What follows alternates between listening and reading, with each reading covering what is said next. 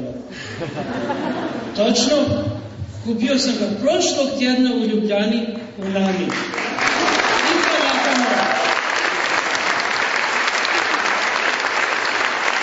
Mislio sam, vi ste svi mladi, barem karoserija da bude nova, ako je motor. Nije polovana, nije ni nova. Sad kad ste to vidjeli, sad mogu skipati.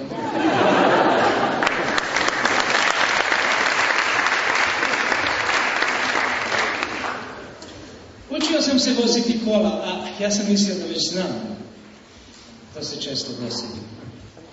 Ali su zahtevali u Francuskoj da ipak imam instruktora. Ja sad sednem u kola, Fiat 1500, sećate se onih kola. I sednemo mi unutra i ja vozim. Ali ja sam imao moj način voženja. Ja sednem i bez problema u prvu brzinu, pa gas po daske. Pa drugu brzinu, pa gas po daske. Pa treću brzinu, pa gas po daske. Pa četvrtu brzinu, pa gas po daske. Nije bilo 5 brzina onda. I to, iako vidim na 200 metara, bit će stop. Ali ja moram do četvrte brzine doći i onda kočnice. Kad sam tako jedno 3-4 puta napravio, a ovaj meni instruktor zaustavi i kaže, znate šta, vama ne treba dozvola. Prvo ja sam mislio, da kaže, za 2-3 dana vi ćete uništiti ova kola potpuno, nećete imati šta voziti. Onda kaže, dajte vi meni volan. Sjedne on, i onda on meni kaže, vidite, ramo piše 60. Znate šta to znači? To znači da do treće brzine ćete doći do 60 km na sat i onda održavate tu brzinu. Pa naročito ako vidite da za 200 metara imate stop, nemojte ni do 60 doći. Zašto biste upropastili kočnice? U proljeće sve buja i u mladosti isto. Sve raste, sve cveta, sve pjeva. Reke i potoci i biljke i osjećanja i mašta i želje, sve raste. Mladost je u stalnom ubrzanju. Tako je Samson bio. Prva brzina do daske, pa druga, pa treća, pa četvrta.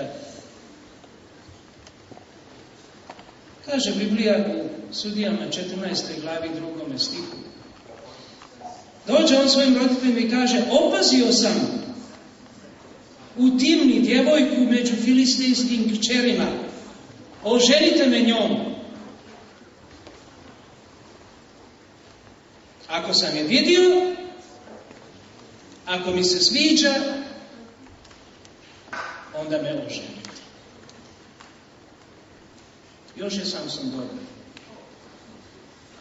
Hoće da se ženi i priča sa roditeljima. A banalizirani seks playboya ili romanticizma ili biološkog naturalizma, kao što smo vidjeli, ide odmah u krevet, ne razgovara ni sa kim, niti ide pred oltar.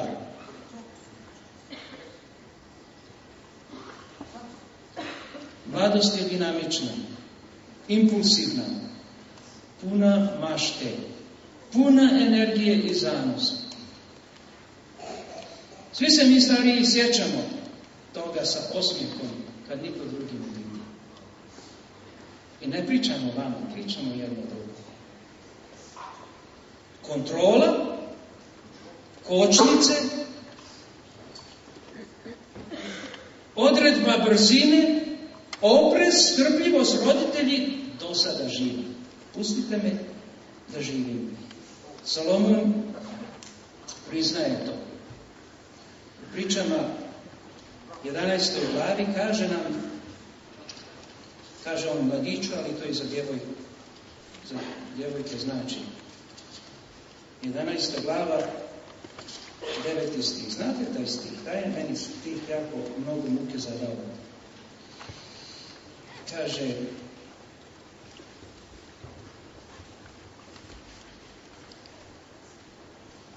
propovednik, šta sam rekao? Propovednik 11.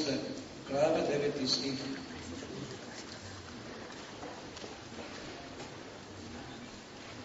kaže ovako. Zato se radi mladiću za svoje mladosti i veseli se u danima svoga mladenaštva. Idi putovima srca tvojega i sredi želje očiju svojih. I ja bi tu zaustavio taj stih. Ali se stih ne zaustavlja ovdje. Kaže, raduj se, veseli se, idi putovima svog srca, svedi želje svojih očiju, ali znaj, na meni Bog izgledao kao, evo, dao sam ti puno benzina i stavio sam ti turbo mašinu i napravio sam ti veliki autoput i vozi se brzinom kojom god hoćeš, ali ja te tamo čekam, pa ću te zaustaviti, pa ću ti kaznu dati. Nisam volio taj stih. Ali sad ja to drugačije razumijem. Bog ne čeka da nas kazni, nego nas Bog podsjeća na posljedice. Jer reči i djela koje sada činimo ili koje činimo kroz cijeli život su samo sjeme koje urode posljedica. Jedna djevojka, dobro je znam, prijatelj sam sa njenim djedom. Živi nezakonito sa svojim prijateljem. A jako me voli i poštuje. I dođe ona kod mojeg prijatelja, njenog djeda, a nije znala da sam ja tamo. Ja sedim u dnevnoj sobi, ona uđe sa svojim, ne znam kako da ga zovem, partnerom, i vidi mene i obraduje se, ali pocrveni skroz. I ja vidim da joj je neugodno. I onda odjednom ona kaže, kaže, pastore, evo, ovo je moj prijatelj i mi živimo zajedno nevenčani. Šta vi na to kažete? A ja kažem, Gospodična, izabrala si sebi posljedice. Izabrala si sebi posljedice. Kad god biramo posljedice. To nama Bog kaže. Raduj se, veseli se, idi. Samo nemoj zaboraviti posljedice. Ona nas upozorava. Možeš zavoditi, možeš varati, možeš iskorišćavati djevojke, ali znaj. Možeš mudar biti i tada znaj. Nema ni jedno djelo, ni jedna riječ ozbiljna i važna koja neće posljedice donijeti. Jer se cijeli život sastoji u stvari posljedica onoga što smo prije uradili. I tako navalio Samson, oženio se njom, ali ga je prevarila. Udala se za njegovog najboljeg prijatelja. A on pobio Filistejce i popalio im ljetinu. I nije pritisnuo kočnice, nego ide dalje. Sada druga ili treća brzina.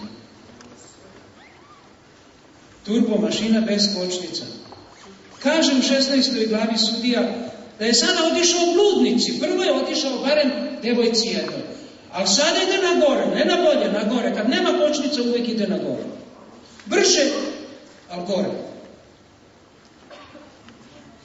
Dođe bludnici, ali ni s njom nije dugo ostao. I tu se opekao. I tu nije stao.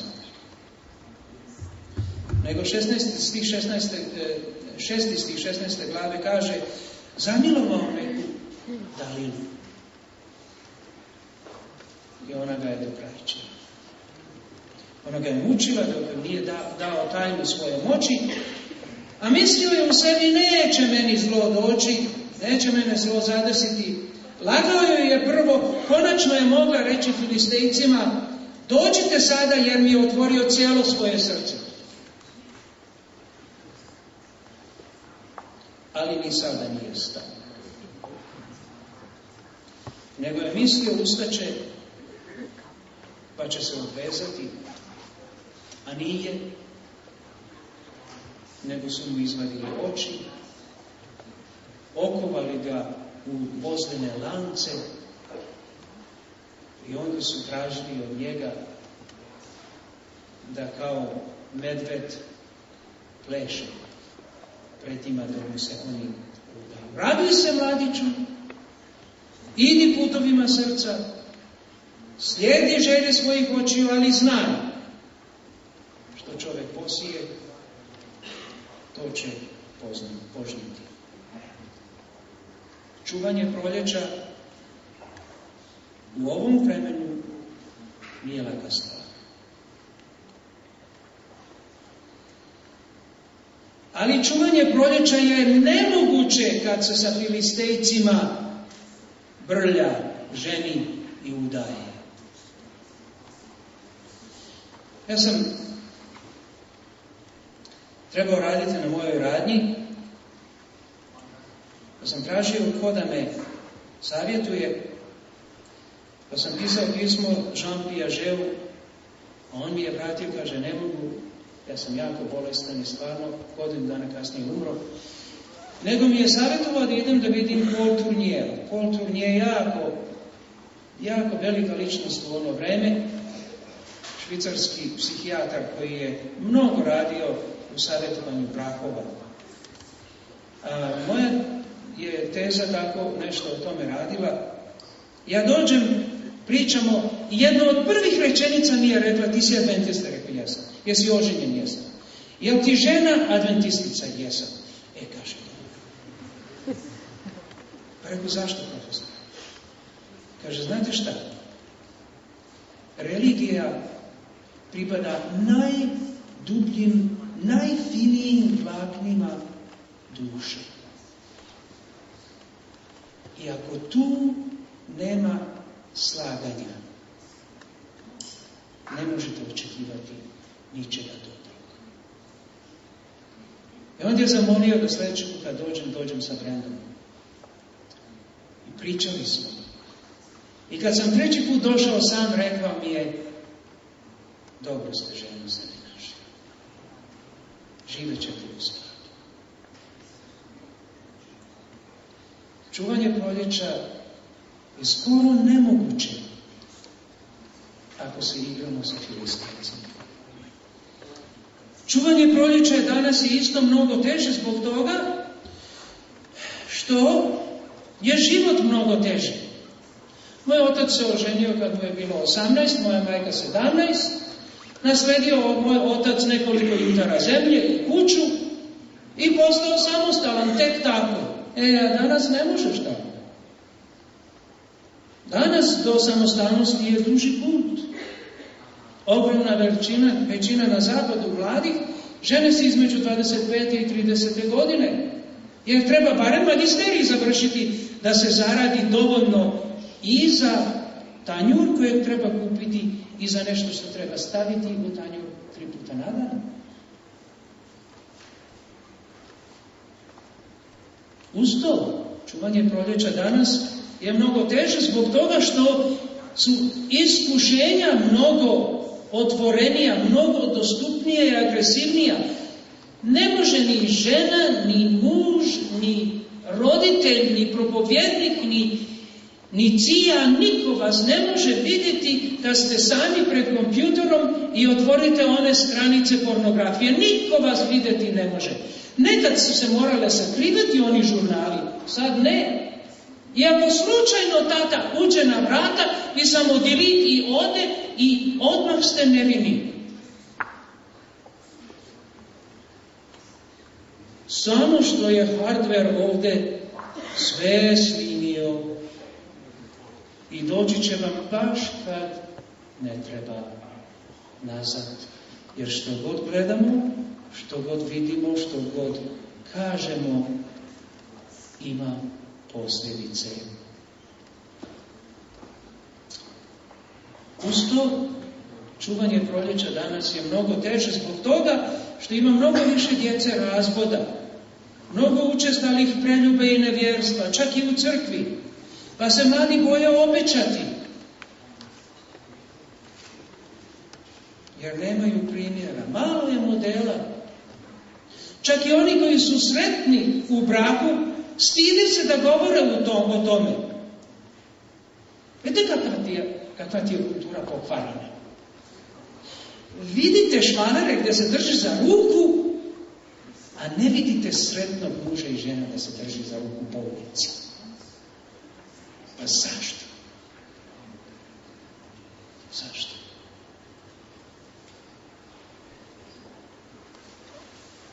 I onda mladi misle, niko sretan nije.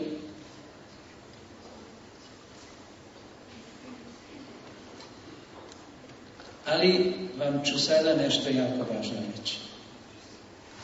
Istina je da je teže danas čuvati proljeće. Istina je.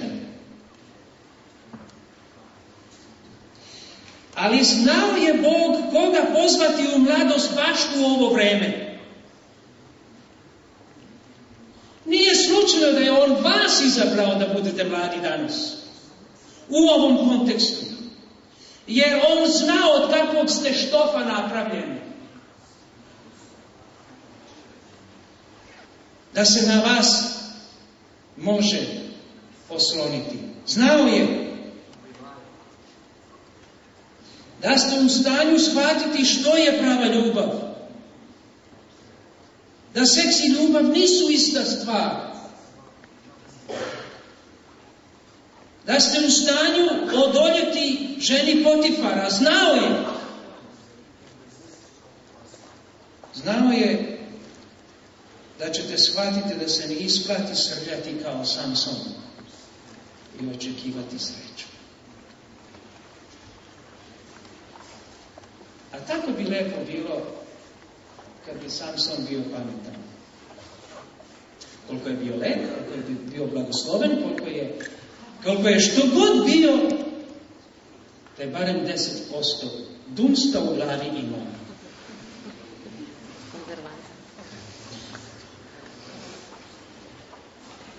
Koliko bi sreće čekalo njega u braku, da je on dozvolio Bogu da on iscijeli njegovo srce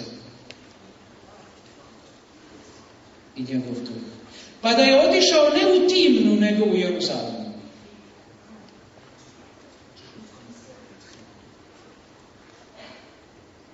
U adventističku crkvu.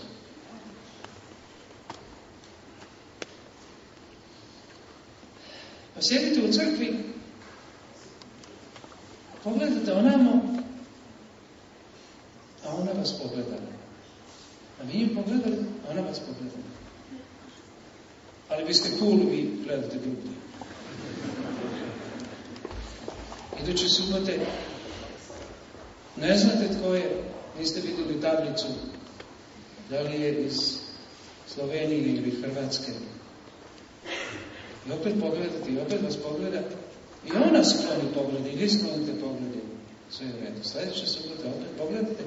I tako, nakon nekoliko tjedana, vi nju pogledate ravno u oči, ona vas u oči, i gledate se, i dogledate se dugo, dok konačno jedno se ne mora osmehnuti. Kad se jedno od vas nasmehne, gotovo je.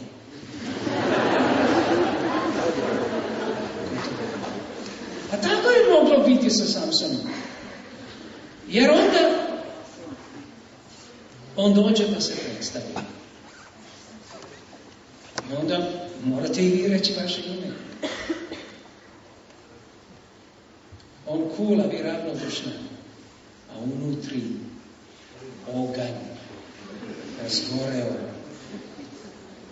Pa sastanci, pa upoznavanja, pa približavanja, odnosi klijaju, izbiju na površinu, razvijaju se, procvetaju i sve je dobro kad sve ide po pravoj brzini, kad sve ide prirodno.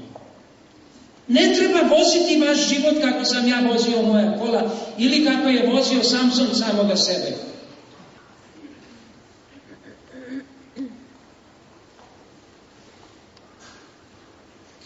Jer ako vidiš da je proklijano, pa hoćeš da povučeš klicu da bi naraslo brže, ili kad je već došlo do cvetanja, pa uzmeš onaj hair fan, pa mu daš toplog zraka da brzo sazreje, u svakom slučaju će se osušiti. Neće doneti plod. Nego neka sve ide prirodno. Uzme više vremena, nekad će trebati kočnice, nekad će trebati ubrzati, ali neka sve ide po svojoj brzini. Evo nekoliko savjeta kako treba voziti kad se razvijaju odnosi. Prvo, upoznanje. Poznanje. Kažem vam, dečki, čujte me, dečki, ima djevojaka koji izgledaju da im je 18 godina, a 38 godina im je. Morate barem znati koliko im je godina, jer sad one to čuvaju. U Americi nijedna ženska nikad ne stari iznad 29 godina. Ali ima kompjutora danas, svašta se može naći. I ona verovatno ima tetku, tetka će vam reći. Znajte s kim ste. Kako misli, kakve navike ima. Osjeća li Boga? Ne da vjeruje samo, nego da li oni opće, da li su razvili, da li je ona ili on, da li su razvili poseban rečnik između Boga i njega. Jer Bog nama svima govori na naš osobni način. Osjeća li Boga? Kakvi su odnosi u domu? Kakve prijatelje ima? Upoznaj ga, da znaš s kim si. Drugo, kakav im je potencijal? Kakve ambicije? Da li ima ikakve ambicije? Kakve kapacitete? Nemojte ih ocenjivati danas po onome što jesu. Da ste vi mene sreli, kad je mene Brenda srela, ne bi pola pare dali. Da, pjevao sam ja i sve to, ali ja sam već rekao vam, ja sam samo jedno odijelo imao i samo uvijek jedan parfum, prirodni. Stidljiv sam bio. Jedino kad sam pevao kvartet, onda nisam bio stidljiv. I sad sam stidljiv, samo neću da vam kažem.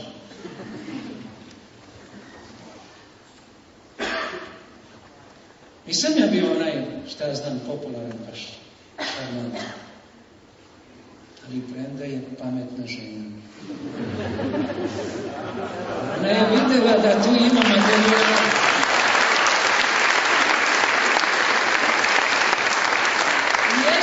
Jeste da je trebalo imati dunsta u glavi, ali ja sam se stidio. Znate vi da sam ja napisao 6 ili 7 pjesama? I to se pjevalo po tadašnjoj Jugoslaviji. Niko nije znao od kuda. Dok Jovan Lorencin meni je skoro literalno do zida i kaže, sad mi moraš reći od kuda je. U Novom Sadu smo bili i ja kažem, da to sam ja napisao. Pa imaš drugi, imam. Sedaju kola. I dođemo u Palanku, menimo sve damo. Tako je to puklo. Takav sam bio. Koja bi ženska voljela takvog jednog stidljivog sisa prsta?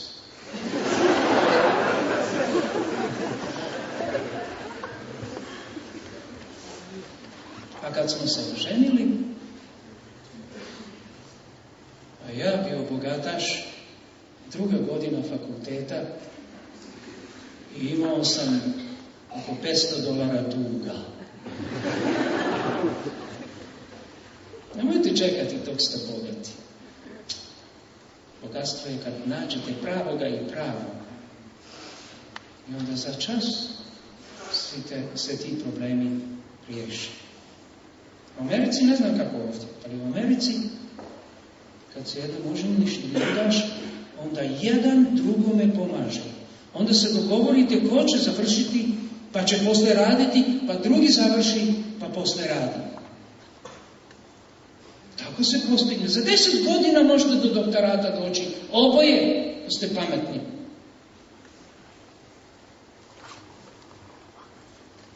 Ali u brak nije zato da vi možete dobiti. Brak je zato da možete dati. Samo se daje. Ali i ona daje. Jer ako samo dobija, a ne daje, stidi se onda. Sam je bilo.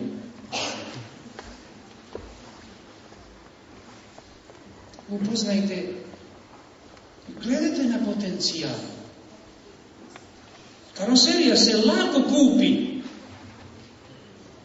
a neka je motor dobar.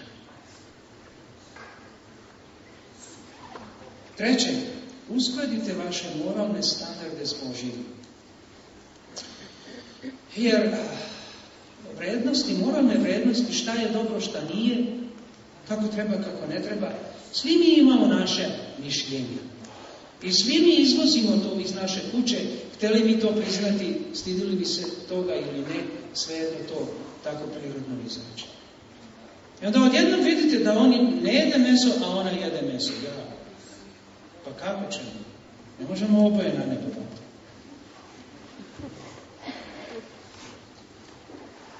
Ili on voli ovakvu muziku, a ona voli onakvu muziku.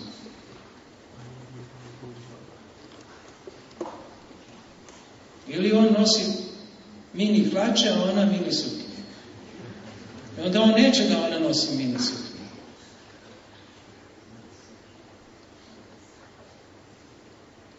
Uskladite moralne vrijednosti. Po Božoj volji. Jer on je vjeran, on je normalan. Ne vaš otac, ni njen otac. Moja mama meni rekla da ne tražim savršenu djevojku, jer sam anđelina žena. Ne udajem. Ali kaže, ako nađeš djevojku koja hoće da bude dobra, uzmi je. I jako se molila. Nije doživjela. Umrla je 2 godine prije nego što se saženila.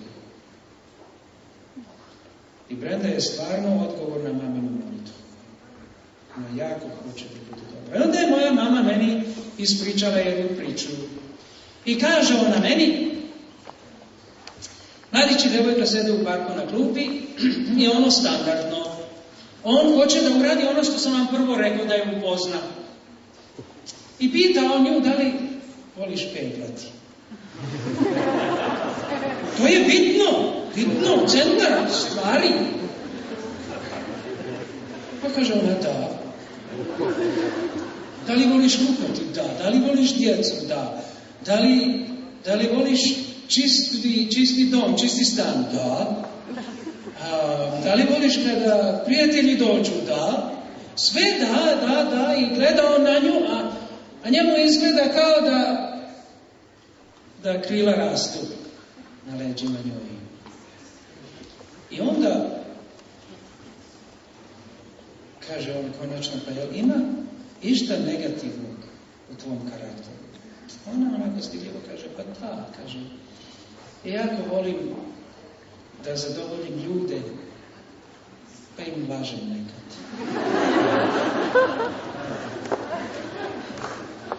Ako moralni principi nisu usklađeni, ništa više ne stoji. Uskladite tempo razvoja, broj 4. uskladite tempo razvoja odnosa. Jer možda si ti turbo benzinac, a ona je možda dizel. E onda se dogovorite, pa ti zatvori tvoj turbo, a ona neka bude turbo dizel. Jeftinija je tako. Ali barem ćete onako zajedno ići. Jer ako ne, on ko Samson, a ona se nije ni probudila. A ako uskladite iz početka odnose tako, razvit ćete navike kasnije u radu. Broj 5. Stvarajte zajedničku povijest lepih iskustava. Ako se stidite, nemojte u parku, ali onda negdje gdje vas ljudi neće vidjeti, pa čitajte Bibliju zajedno. A znate šta? Čitajte i spise sestre Valete. Znam da je zastarela, ali ne možete mu ubediti jer još uvijek čitate Šekspira, on je stariji od njega. A Šekspir vam nema dobre stvari, toliko dobre stvari reći koliko ona može da kaže. Razvijte dobru povijest zajedno. I tako dok se stvara novi identitet, ja i on, ona i on, polako se spaja u identitet mi, tako će i ljubav rasti. Biće momenata kad će biti iskušenja jako jaka, da se popusti fizičkim nadražajima. Kako i ne bi kad on traži svoje rebro, a ti tražiš svoje mesto tamo gdje je nekad bilo. Prirodno, ali kočnice. Brzo da vam pokažem kako to izgleda u pesmi nad pesmom. 5 jako interesantnih događaja. I moram to čitati jer je jako interesantno. I ovo će biti neki stihovi koje sam rekao ovima koji su došli. Rekao sam da ću čitati i one stidljive stihove. Jer to je isto dio Biblije, isto kao apostol Pavle. Pjesma nad pesmama, 2. glava, čitamo od 1. do 6. stiha. Ja sam cvet šaronski, ljiljan u dolu, što je liljan među trnjem, to je prijateljica moja među djevojkama. A ona kaže, što je jabuka među šumskim stablima, to je dragi moj među mladićima, bila sam željna hlada njezina i sjedoh pod njen, plodovi njegovi slatki su grlu mome. Uzeo me je u odaje vina i pokrio me zastavom ljubavi. Okrepite me kolačima, osvežite jabukama jer sam bolna od ljubavi. Njegova mi je leva ruka pod glavom, a desnom me grli. I skoro da osjećate, kao što se u filmovima vidi, vidite da počne iz prve, pa druga, pa treća, pa četvrta brzina i sad bi to u filmu odmah bio krevet. A ovdje ne, nego 7. stih kaže, kćeri Jerusalimske, zaklinjem vam srnama i košutama poljskim, ne budite ljubav moju, dok sama ne bude htjela. Ova vjerenica ovdje ne dozvoljava vereniku da joj kaže kad treba šta uraditi. A vidjet ćemo kasnije da i vjerenici to ne dozvoljava. Ne još. Svaki od vas je čuvar vašeg proljeća. I kad vidite da je već 4. brzina i da motor bruji, kočnice.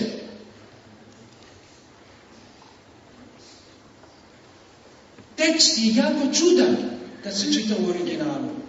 Tačno vidite krešćendo i odjednom 7. stih kao da ne pripada. Košute i srne su simbol čistote i nevinosti. Želja je tu, žljezde su tu, krv je vruća, Ali ne, moja ljubav spava i raste, odnosi se razvijaju, dok ne bude zrela. Ne. Treća glava. Ali interesantno. Druga glava, put od mirovanja pa do 4. brzine treba 6 stihova. Drugi slučaj, u 3. glavi Pesme nad pesmama, put od mirovanja do 4. brzine treba samo 4 stiha.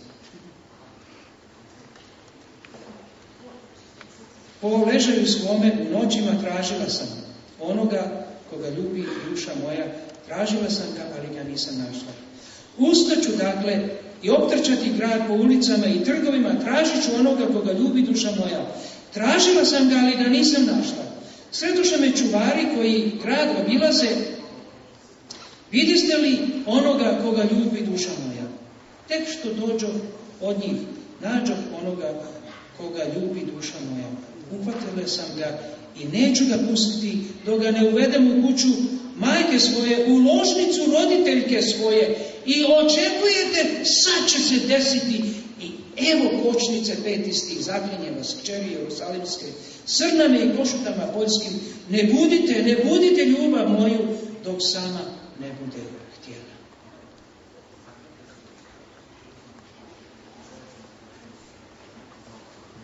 Osma glava, ali sada je ubrzanje od 0 do 4. brzine samo 3 stiha. O da si mi brat, pjesma na pjesmama, 8. glava od 1. stiha. O da si mi brat, da se sisao prsa moje, majke moje, našla bih te vani, poljubila bih te i nitko me zato ne bi prezirao. Povela bih te u kuću, uvela u kuću majke svoje, koja me odgojila, pojela bih te najboljim vinom i sokom od mog ranja. Njegova mi je leva ruka pod glavom i desno me krvi. I evo 4. stih, kočnica. Zaklinjem vas, kćeri Jeruzalemske, ne budite ljubav moju, dok sama ne bude htjela. A onda pjesma na pjesmama 5. glava. 4. slučaj. Čitamo 5. glavu od 1. do 5. stiha. Došao sam u vrt svoj. O sestro moja nevesto, berem smirnu svoju i balsam svoj, jedem med svoj i sače svoje, pijem vino svoje i mleko svoje. Jedite, prijatelji, pijte i opijte se, mili moji. Ja spavam, ali srce moje bdi. Odjednom glas, dragi moj, mi pokuca. O sestro, otvori moja prijateljice moja, golubice moja, savršena moja. Glava mi je puna rose, a kosa noćnih kapi. A ona odgovara, svukla sam odjeću svoju, kako da je odjenem. Noge sam poprala, kako da ih kadam. Dragi moj, promoli ruku kroz otvor i s vami utroba uzdrhta. Usta dok da otvorim dragome svome, a iz ruke mi prokapa smirna i poteče niz prste na ručku zatvora. I misliš, sad će se dogoditi. Otvorih dragome svom, ali on se već bješe udaljio i nestao.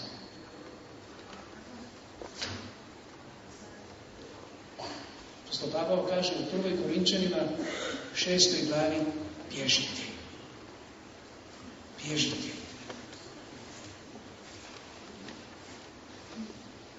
Peti slučaj, pjesma na pjesmama 4. glava. Od 8. do 12. stiha.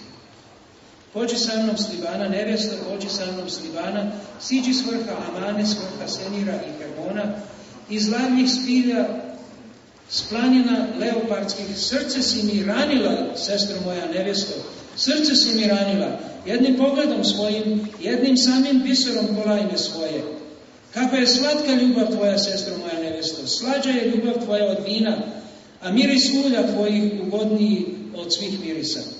Susana tvojih nevjesto sače kapa, pod jezikom ti je med i mlijeko, a miris je haljina tvojih kao miris libanski. Ti si vrt zatvoren, sestro moja nevjesto. Vrt zatvoren i zdenac zapečačen. Kočnice.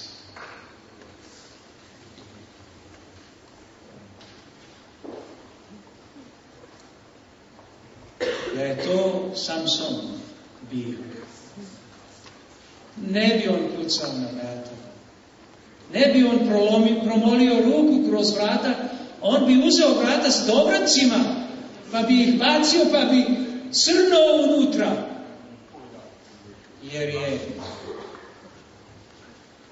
jer je turbo bez kočnica. Ona se nije davala bilo kome, bilo kada, bilo gdje, bilo kako. Zaključan vrt, zatvoren zdjenac. Ključ prave sreće jeste plemenita ljubav o kojoj smo jučer govorili. Ne zaljubljenost, ne pasija, ne fantazija, ne žlijezde, nego cijelo srce. Sve dimenzije ljudskog bića moraju biti zajedno da bi se prava ljubav oformila. Ali su zato i posljedice mnogo lepše.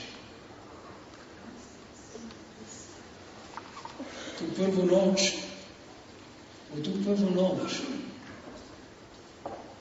ako si zaključan, ako si mudar, u toj prvoj noći skoncentrisane su sve želje, sva iskušenja, sav med i sva mjesečina i osjećaš se kao u svetištu. Sam s njom. I tada sva kontrola, sav strah da ne popustiš, svo strpljenje su samo daleko sjećanje bez važnosti. Sjećate se, govorio sam vam onim studentima Philipsovog univerziteta gdje sam govorio o Eindhovenu. I onda sam završio tamo kako ću ovdje završiti. Umuknula muzika, razišle se zvanice, pojedena torta, sad je tišina, zatvoriš vrata hotela i nema kočnica više.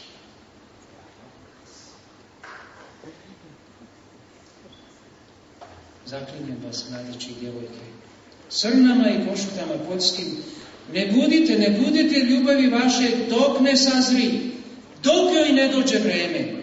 Čuvajte svoje proljeće Božjim kočnicama. Amen.